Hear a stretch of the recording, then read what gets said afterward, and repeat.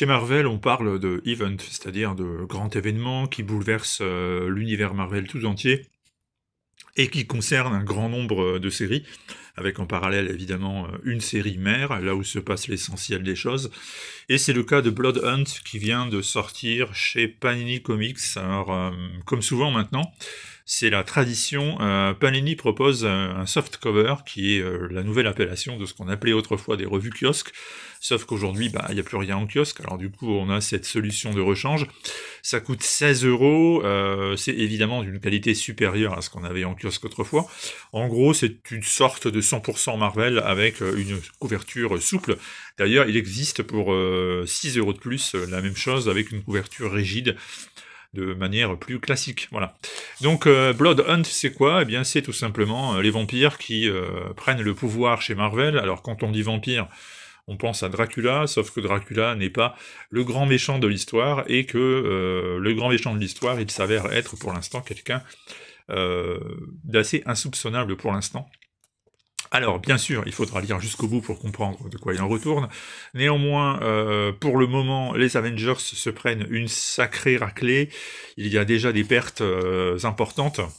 Il y a déjà des grands noms qui mordent la poussière, même si dès le second épisode, les Avengers prennent une petite revanche sur cette brigade de super vampires qui va les mettre bien à mal. Alors, toute cette saga de Blood Hunt, elle est écrite par Jed MacKay, qui déjà, depuis quelque temps, avait mis en place les pions sur l'échiquier. Il avait notamment écrit Doctor Strange ou bien Moon Knight, durant lequel on sentait venir quelque chose. Et bien voilà, ça y est, nous y sommes. C'est le moment où tout ce que MacKay a préparé peut enfin exploser. Le dessin, c'est Pepe Larraz, l'espagnol, qui est un des grands architectes aujourd'hui de l'unité graphique et de la qualité des dessins chez Marvel.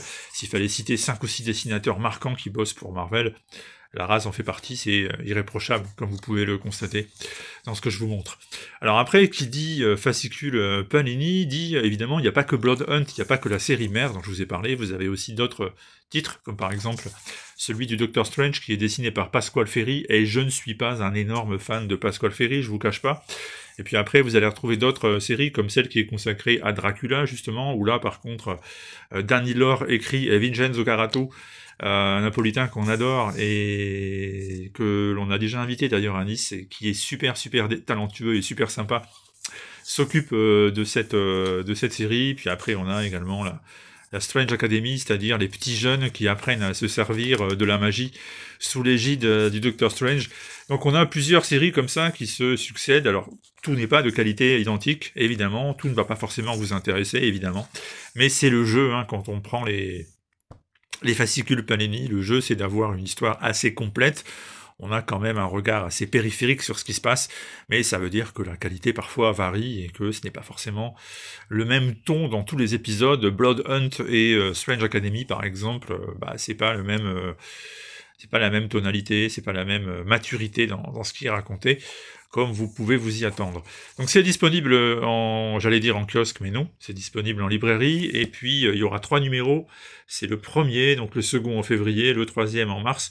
Très franchement, c'est pas le pire des events, hein, loin de là. S'il fallait faire un classement des 5 ou 6 meilleurs de ces 10 dernières années, je le mets dedans, donc c'est pas très long, c'est assez cohérent, donc bon, si vous voulez tenter, moi je vous dis oui, allez-y, c'est actuellement chez Marvel, si vous aimez les vampires, c'est même indispensable.